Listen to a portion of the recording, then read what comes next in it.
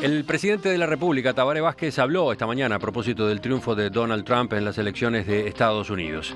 En diálogo con el informativo de Televisión Nacional, Vázquez sostuvo que sin dudas es un resultado muy importante y que cualquiera hubiera sido el resultado, habría un impacto para todo el mundo.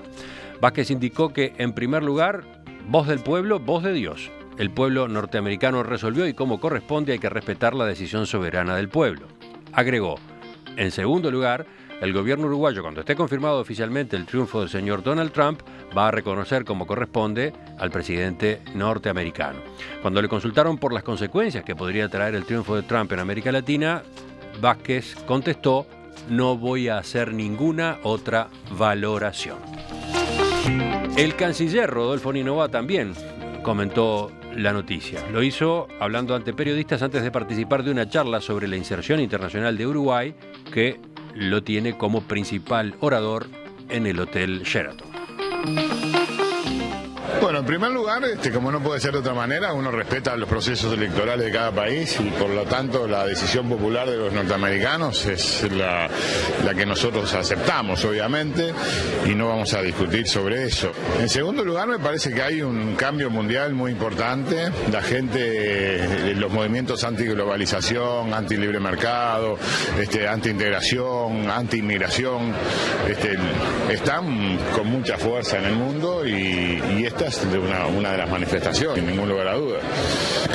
Y en tercer lugar, yo diría que nuevamente las encuestas no tienen la capacidad de ir al fondo de las sensibilidades de los ciudadanos. No saben o existe un voto vergonzante que la gente no lo manifiesta.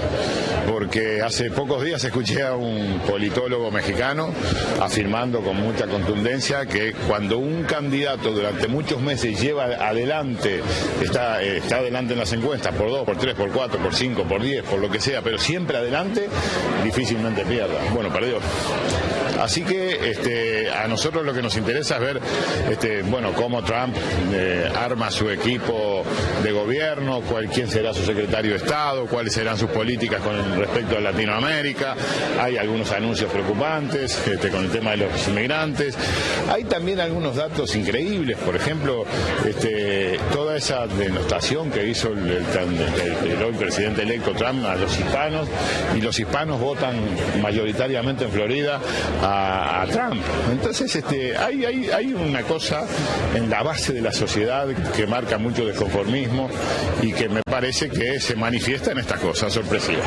¿Qué impacto puede tener Uruguay, por ejemplo, a nivel comercial?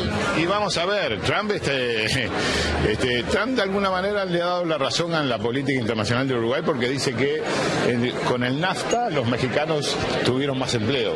Bueno, quiere decir entonces que los tratados de libre comercio para los países pequeños mejoran la calidad o la cantidad de su empleo.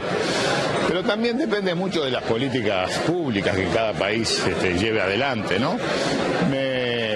Me da la sensación de que con América Latina no va a haber muchos cambios. Sí, quizás respecto a la relación Estados Unidos-Cuba, ahí puede haber un cambio.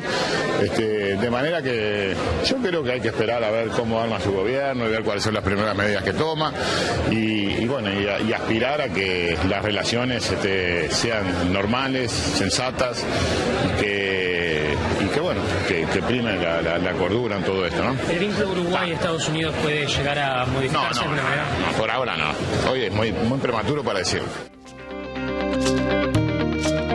Volvemos a la mesa, estamos con Gerardo Caetano, Guillermo Fossati, Rafael Porsekansky y Heber Gatto. ¿Quién toma la palabra?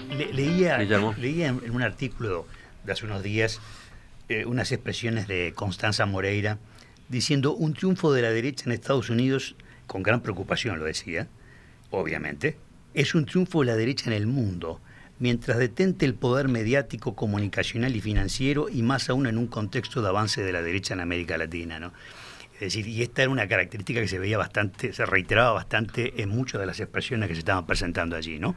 Con pánico ante el eventual triunfo de Trump. ¿Cuántos temas se abren a punto de partida de esto? Porque si aparte de eso uno empieza a ingresar en las distintas políticas públicas que te marcaban perfiles distintos entre Hillary Clinton y Trump, te da para podés tener varios programas, varias mesas, tocando distintos puntos a partir del nuevo libro que se abre ahora, ¿no? Claro. Interesante el panorama internacional que se abre, porque, a ver, uno piensa en potencias. Bueno, Donald Trump. Yo ya marqué algunos matices respecto a esto, no estamos en el 33 y a mi entender hay serias diferencias entre la retórica de Trump y la retórica de Hitler. Ahora, Rafael, ¿quién niega eso? Un paralelismo. Pero ojo, bueno, esa es una discusión fundamental. Exacto. Si tú planteás, porque ojo, la discusión para que sirva, tiene que reconocer lo que ha dicho el otro. Si le ponen el otro algo que el otro no dijo y no cree, la discusión no avanza. No. Nadie dice eso.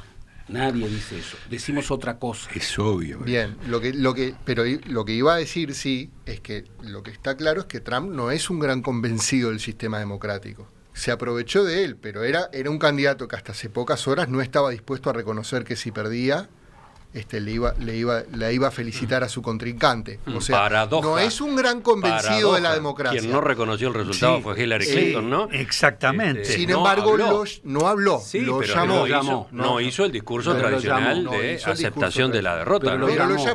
Pero lo llamó. Ahora, no tenemos un gran convencido en la democracia, en el mayor imperio económico del mundo. No tenemos un convencido en la democracia en otra de las grandes potencias, que es Rusia. No tenemos para nada a un convencido en la democracia en uno de los articuladores claves entre, digamos, el mundo musulmán y el mundo occidental, que es Turquía. No tenemos demócratas en el otro gran imperio económico, que es China, y no tenemos democracia en el Islam. Este es el panorama que se nos presenta. Y además, da para preocuparse. Y además, una Europa cada día más resentida con Bruselas. Bruselas, digo, en representación de la Unión Europea. Marine Le Pen no será la próxima presidente en Francia. Exacto. Las El viento la elecciones son favorece.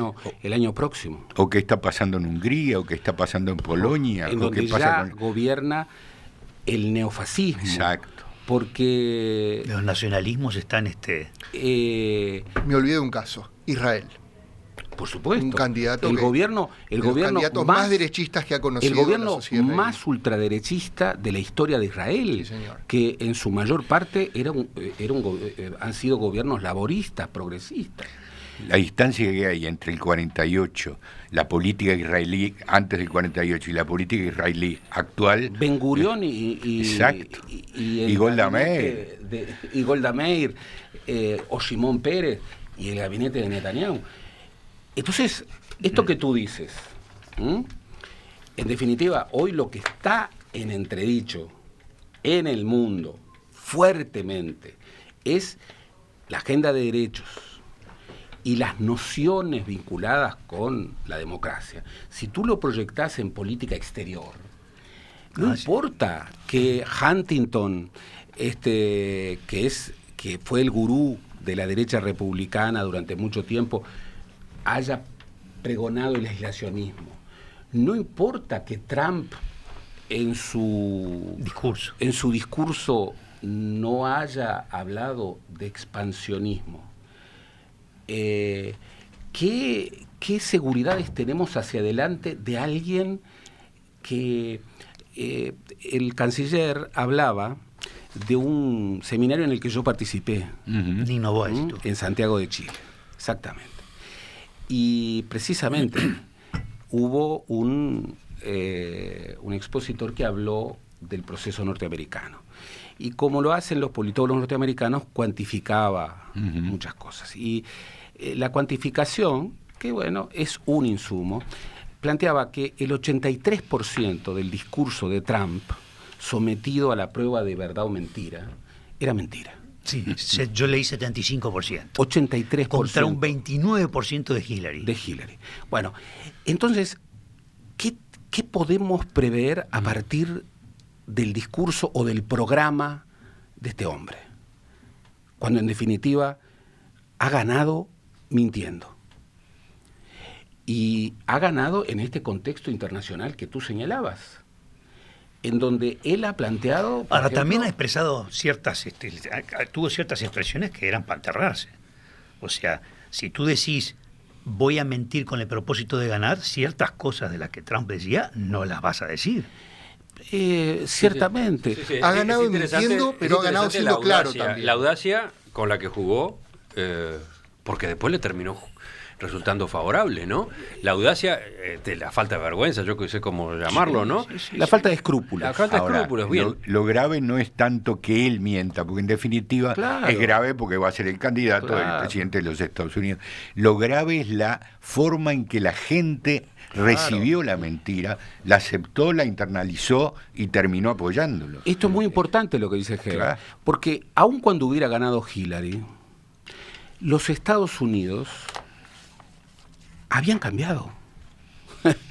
O sea, lo revelador es que, bueno, el triunfo de Trump no es tanto el triunfo de Trump, sino lo que expresa. Exacto. De eso estábamos hablando Lo que justamente, subyace, ¿no? Lo que subyace, significa. y lo que subyace es una sociedad que ha sido históricamente imperial, y que lo es, que hacia adentro, en medio de muchas contradicciones, pero tiene sin duda una historia en donde los derechos han sido, bueno, un factor... La primera democracia liberal del mundo. Bueno, un factor importante, aun cuando, bueno, vemos que aún hoy Perduran todo lo contrario a la democracia liberal. Por supuesto. En ese contexto, lo que hay que tomar nota es que los Estados Unidos han dado una señal muy fuerte al mundo. Y yo, la verdad, creo que hablar en un medio de comunicación es una convocatoria a la responsabilidad. Entonces, por ejemplo, yo creo que es muy responsable decir que gane Trump o que gane Hillary, es lo mismo. Bueno, creo profundamente equivocada esa visión. Comparto. Pero Del es que aparte, mismo modo... Pero aparte, yo no solo le tildaría, no solo de equivocada, me parece un disparate. Un poder afirmar disparate, una cosa un por el disparate. Del mismo modo, creo que, por ejemplo, la cautela de las expresiones del presidente es lo correcto. Por supuesto. Sí. Es lo correcto. Y creo que el canciller... Cautela que no tuvo cuando vino la expresidenta brasileña. Bien, perfecto, pero... Fue una acotación al mar. la verdad que metiste un aviso, Heber. Ahora Metiste un avisito. Faltan 4 minutos para las 10 de la mañana. Metiste el dedo en la herida. Metiste un avisito.